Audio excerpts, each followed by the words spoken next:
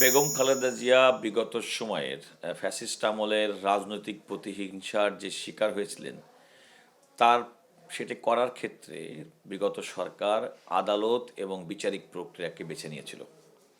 Supreme কোর্টের একজন আইনজীবী হিসেবে, দেশের আইনজীবীদের প্রতিনিধি হিসেবে, নির্বাচিত প্রতিনিধি হিসেবে এটা অত্যন্ত লজ্জাজনক। একটা স্বাধীন দেশে একটি রাজনৈতিক সরকার এবং রাজনৈতিক দল এবং রাজনৈতিক ব্যক্তি তার রাজনৈতিক প্রতিপক্ষকে ঘায়েল করার জন্য মিথ্যা মামলা দিয়ে তাকে দিনের পর দিন হয়রানি করা হয়েছে, তাকে সাজা দেওয়া হয়েছে, তাকে দীর্ঘদিন নির্জনভাবে তাকে কারাগারে রাখা হয়েছে।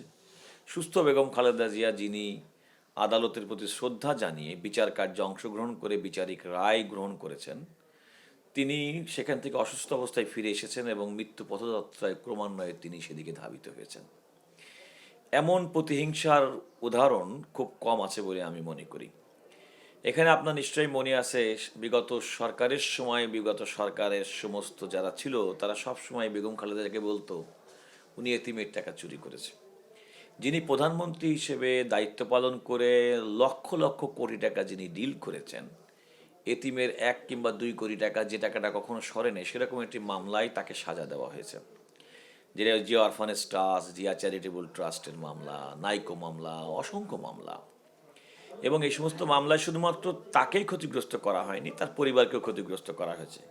তিনি স্বামীহারা ব্যক্তি ছিলেন, কিন্তু তিনি কিন্তু সন্তানহারা হয়েছেন বিগত ফ্যাসিবাদ আমলে। এবং তার একমাত্র পুত্র জনাব দলের ভারপ্রাপ্ত চেয়ারম্যান তারেক রহমান এবং তার ভালোবাসা স্নেহ থেকে দীর্ঘদিন পর্যন্ত বঞ্চিত হয়েছেন। ইনফ্যাক্ট বাংলাদেশে যতদিন পর্যন্ত তিনি বাইরে ছিলেন, বৃহত্তর কারাগারে বসবাস করে আলটিমেটলি পরিবার থেকেও বিচ্ছিন্ন ছিলেন, জনগণ থেকেও তাকে বিভিন্নভাবে বিচ্ছিন্ন করা হয়েছে। একটি মাত্র কারণ, বেগম খালেদা জিয়ার আপোষহীনতা এবং দেশের প্রতি তার ভালোবাসা এবং শ্রদ্ধা।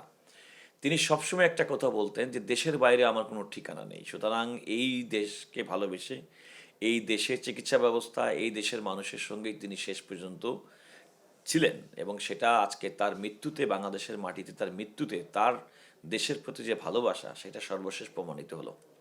আমরা অত্যন্ত মর্মাহত বেগম খালেদা জিয়ার এই মৃত্যুতে।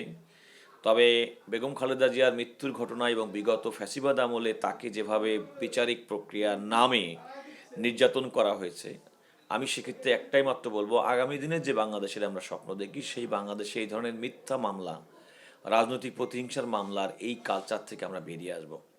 বাংলাদেশ গণতান্ত্রিকভাবে চলবে, আইনের শাসন সুপ্রতিষ্ঠিত হবে, মানুষের মৌলিক অধিকার, মানবাধিকার সুনিশ্চিত হবে, প্রত্যেকটা মানুষ তার ন্যায় বিচার পাবে।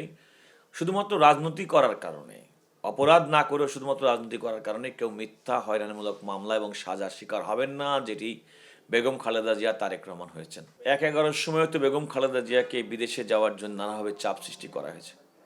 বেগম খালেদা জিয়া কিন্তু যাননি। তখন তার আপোষহীনতা তিনি প্রমাণ রেখেছেন। বিগত ফ্যাসিবাদ আমলে বিভিন্ন লোকজনদের কেনা বেচার কত কাহিনী নির্বাচনের আগে পরে হয়েছে। বেগম খালেদা জিয়া অনমনীয় ছিল। বেগম খালেদা যদি বিন্দুমাত্র নমনীয় হতেন, তাহলে তো তাকে প্রায় 2 বছরের বেশি সময় কারাগারে এবং কারাগারের বাইরে অসুস্থ ব্যক্তিকে বছরের পর বছর কারাভোগ করতে হতো না। এবং যে মামলাগুলোর কথা আমি বললাম, প্রত্যেকটি মামলা মিথ্যা, এবং উনি জানতেন এবং আমরা সবাই জানতাম এটা মিথ্যা মামলা। তিনি রাজনৈতিক প্রতিহিংসার শিকার। সে কারণে উনি বলেছেন যে আমি আইনি এবং বিচারিক প্রক্রিয়ার মধ্য দিয়েই আমি এই দুই মামলায় আমার নিজেকে নির্দোষ প্রমাণ করব। বেগম খালেদা জিয়া তার আপোষহীনতার কারণে আইন আদালতের মাধ্যমেই তিনি চূড়ান্ত বিবেচনায় নির্দোষ প্রমাণিত হয়েছেন। সেখানেও তার আপোষহীনতার এটা একটা প্রমাণ মিলে যে তিনি আসলেই একজন আপোষহীন নেত্রী ছিলেন। কথা হচ্ছে যে যে দুটি মামলা নিয়ে ওনাকে, এটা তো আরেকটা মক্কারি।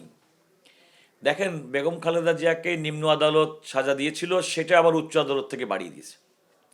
জামিন দেওয়ার না দেওয়া নিয়ে কত কাহিনী করেছে দিনের পর দিন। আমরা বিচারিক প্রক্রিয়ায়, আইনি প্রক্রিয়ার মধ্যে সর্বোচ্চ আদালত, একবার সুপ্রিম কোর্ট, একবার হাইকোর্টে লেফট রাইট করেছি। কিন্তু তৎকালীন সরকারের প্রভাবটা বিচার বিভাগের প্রতি এত বেশি ছিল যে তারাও স্বাধীনভাবে তখন খালেদা জিয়াকে ডিল করতে পারেন নাই। তার চিকিৎসার সুবিধা দেওয়ার নাম করেও এক ধরনের মকারি হয়েছে। আমরা যে বারবার তাকে বলতাম বিদেশে তার উন্নত চিকিৎসা দরকার, এবং সেই চিকিৎসা দরকার মনে করে আমরা তৎকালীন আইনমন্ত্রীর সঙ্গেও আমরা আইনজীবীরা সাক্ষাৎ করেছি যে তার জীবন সংকটাপন্ন এই অবস্থায় তাকে বিদেশে পাঠান। তারাও কিন্তু তখন আইনের দোহাই দিয়ে তাকে বিদেশে পাঠায়নি। আমি বলছি বিগত সরকার ফ্যাসিবাদ যে সরকারের রাজনৈতিক জিঘাংসার কি শিকার, যে তারা একটা শর্ত দিয়ে দিয়েছে যে আপনি এর বাইরে কিছু করতে পারবেন না, যখন তাকে মুক্তি দেওয়া হয়েছে প্রশাসনিক আদেশে। তো আপনি আইনগতভাবে সেই শর্ত শিথিল করলেই তো তিনি বিদেশে চিকিৎসা নিতে পারতেন। তার মানে বেগম খালেদা জিয়াকে তারা রাজনৈতিকভাবে এত বেশি ভয় পেতেন, কারণ বেগম খালেদা জিয়া আসলে মানুষের মণিকুঠায়, মনের মণিকুঠায় অবস্থান ছিল তার। এই কারণে তাই ভয়টা পেত। এবং আমি মনে করি যে বিচারিক প্রক্রিয়া এবং আদালতের মাধ্যমে বেগম খালেদা জিয়াকে রাজনৈতিকভাবে ঘায়েল করাটার অন্যতম উদ্দেশ্য ছিল যেন আন্তর্জাতিকভাবে কখনো ওই সরকারকে জবাবদিহিতার মধ্যে না পড়তে হয়, মানুষের মধ্যে আদালতের উপর দিয়ে চালিয়ে দেওয়ার একটা প্রবণতা ছিল। কিন্তু বাংলাদেশের মানুষ প্রথম দিন থেকে শেষ পর্যন্ত কোনোদিন বেগম খালেদা জিয়াকে অবিশ্বাস করেননি। বাংলাদেশের মানুষ কখনোই বিশ্বাস করেননি যে বেগম খালেদা জিয়া এতিমের টাকা চুরি করে অন্তত কোনো দুর্নীতি করেছেন। সুতরাং বেগম খালেদা জিয়ার মতো একটা সৎ, নির্ভীক, আপসীর নেত্রী বাংলাদেশের এই জাতি সারা জীবন আমার মনে হয় তার অভাব বোধ করবে। আমি যে আজকে ব্যারিস্টার হয়েছি এটা বেগম খালেদা জিয়ার একান্ত অবদান। আমি একজন রাজনৈতিক কর্মী ছিলাম, কিন্তু আমি শুধুমাত্র আমার লেখাপড়ার প্রতি অদম্য আগ্রহটা উনি জানতেন। সেই কারণে লন্ডনে থেকে আমি যেন ব্যারিস্টারই পড়তে পারি, বাংলাদেশ হাই কমিশন লন্ডনে আমাকে কূটনীতিকের চাকরি দিয়ে তিনি আমাকে পাঠিয়েছেন। এবং সেই চাকরির পাশাপাশি আমি ইউনিভার্সিটি অফ লন্ডন থেকে দ্বিতীয়বার 2 বছরের মধ্যে অনার্স করে আমি ব্যারিস্টার হওয়ার পরে চাকরিতে ইস্তফা দিয়ে দেশে ফিরে আসছি। বেগম খালেদা জিয়ার প্রতি আমার শ্রদ্ধা, এবং শ্রদ্ধা নিদর্শন হিসেবে আজকে যারা তার ভক্তকুল আইনজীবী, আজকে আমাদের আদালত ছিল, আমরা আদালতের কোনো কার্যক্রমে অংশগ্রহণ করি নাই। আপনি লক্ষ্য করছেন আমি কালো ব্যাজ ধারণ করেছি। আমি লন্ডনে আজকে ব্যারিস্টার কোনোদিন হতে পারতাম না। আমার পিতামাতার ওই সঙ্গতি ছিল না, আমার কোনো আর্থিক সঙ্গতি ছিল না, আমার পরিবার আমাকে সাপোর্ট করতে পারতো না।